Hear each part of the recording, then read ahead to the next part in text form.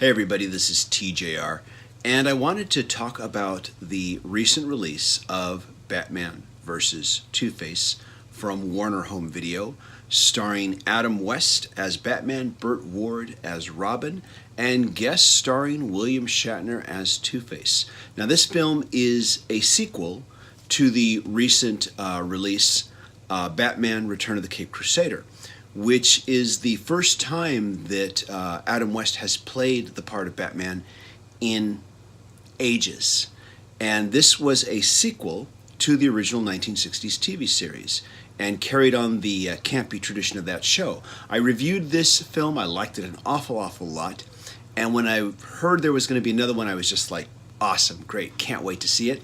And of course, this film features Two-Face, one of the classic Batman villains who was never adapted during the 60s TV show run. Now, when I reviewed the first film, Return of the Caped Crusader, one of my comments about it was that it was kind of just all over the map in terms of story.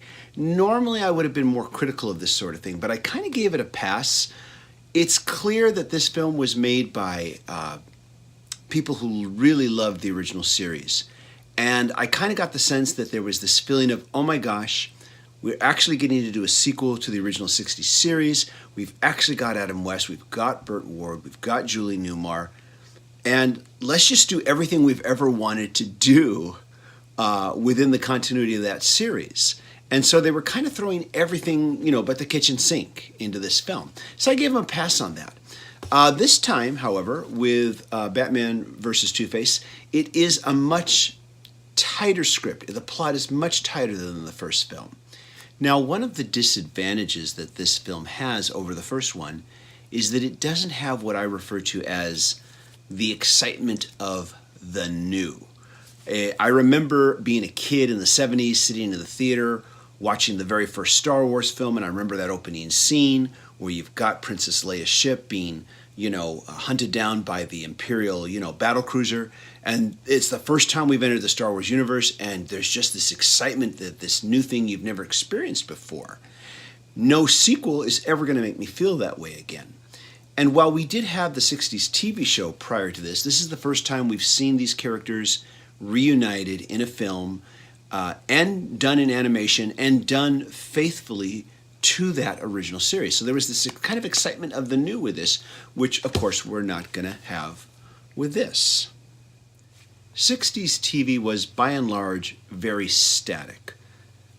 Characters in TV shows tended to just always stay in the same place from episode to episode, and so did their relationships, with really little or no change. So it was really cool that in this second film we see a continuation of character growth and character development from the first film, most notably in the development of the relationship between Batman and Catwoman, who is, again, voiced by Julie Newmar. Glad that she's back. But it makes me feel kind of sad that this is the last one, because sadly we don't have Adam West anymore. I don't know if they'll continue it with another actor, but I really seriously doubt it. But this is kind of what the TV show would be like had it been made today, where we would have ongoing character development. William Shatner's performance as Two-Face is very good in this film. And what surprises me is how unrecognizable his voice acting performance is in this film. Now, I realize this is an animated film, but if I'd watched it without the foreknowledge that William Shatner was playing this character, I don't think I would have picked up on it immediately that this was William Shatner.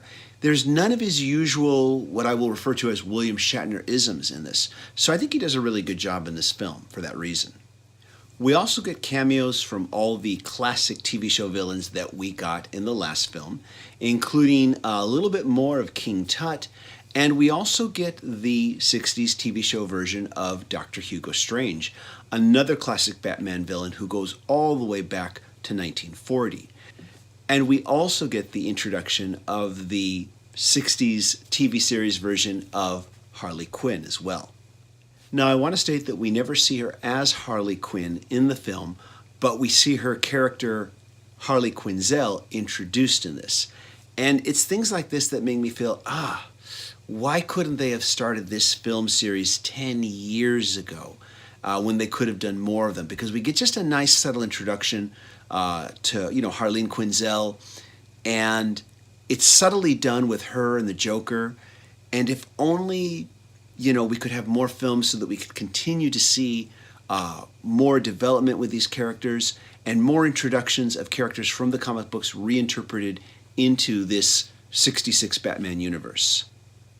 Just like in the last film, there's an awful lot of really fun and sometimes subtle and not so subtle in-jokes. Some of them are going to only be recognizable to longtime Batman comic book fans, but there are some that I think will be recognizable to non-comic book fans, including a very fun reference to a very well-known meme that I've seen passed around Facebook where Batman is slapping Robin.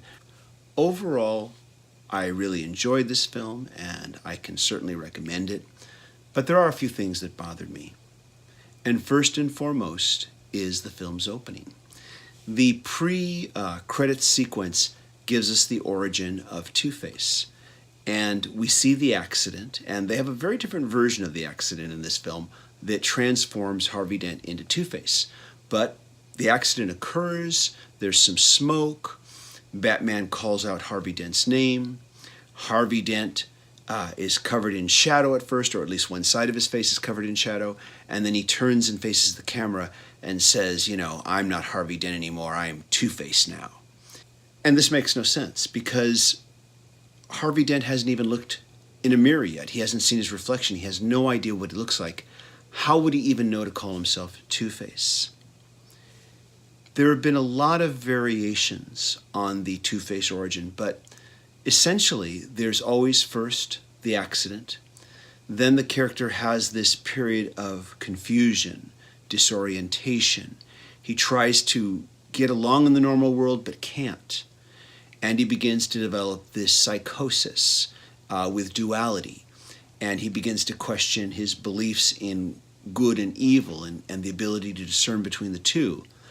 And then he adopts the moniker of the two-headed coin, where he has one side scarred, which he scars up himself, and uses a flip of a coin toss to decide whether or not he will do good or evil. This makes him a very interesting villain.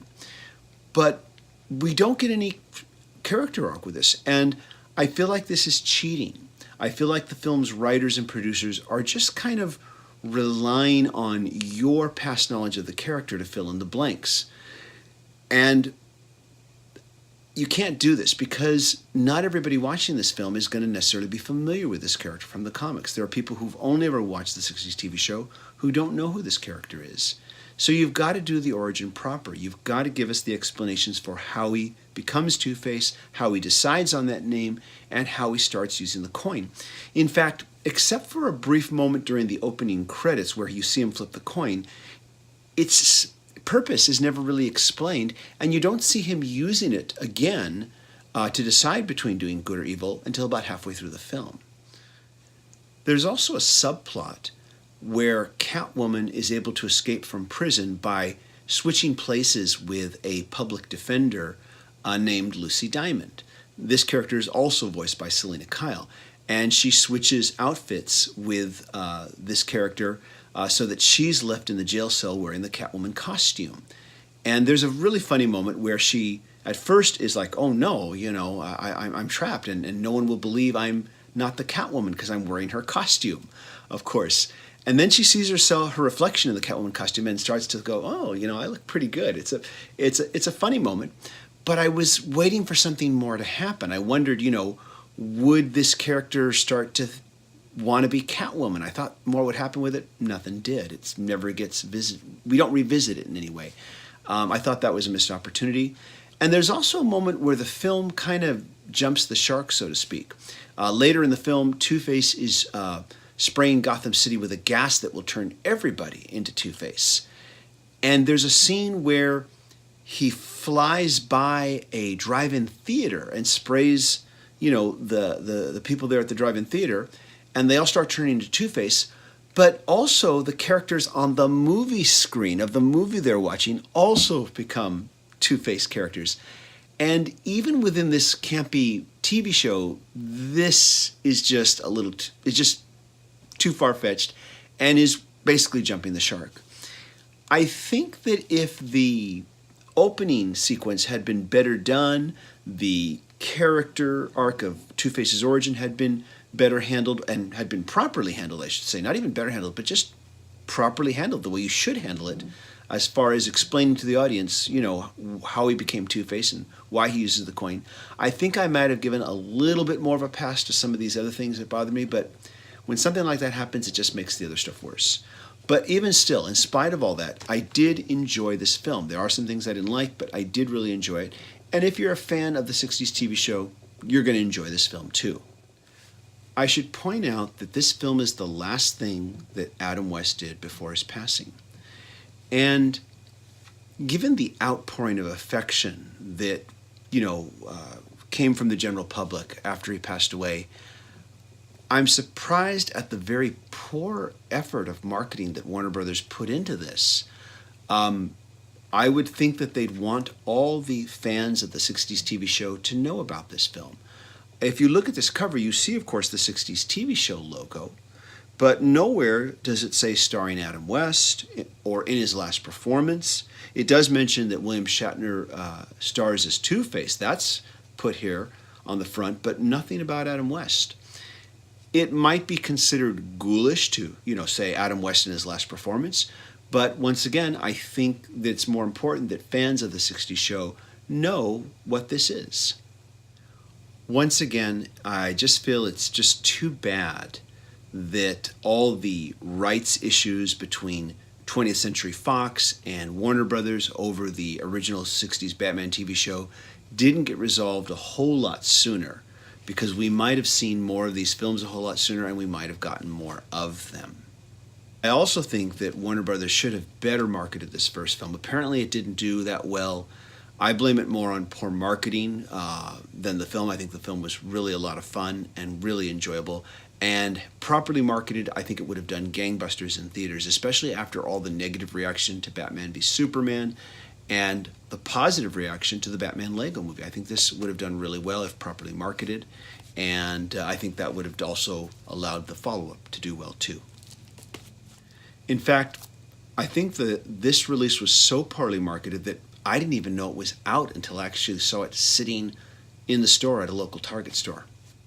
So have you seen this film? If so, what do you think? I'm looking forward to checking out your comments. Thanks everybody for watching. And I just wish we could get more of these and be able to say same bat time, same bat channel, but I don't think that's going to happen. I don't think they're going to do any more. I don't think they're going to cast someone else as Batman. And anyways though, but I'm glad we at least got these two films. Thanks for watching. Bye.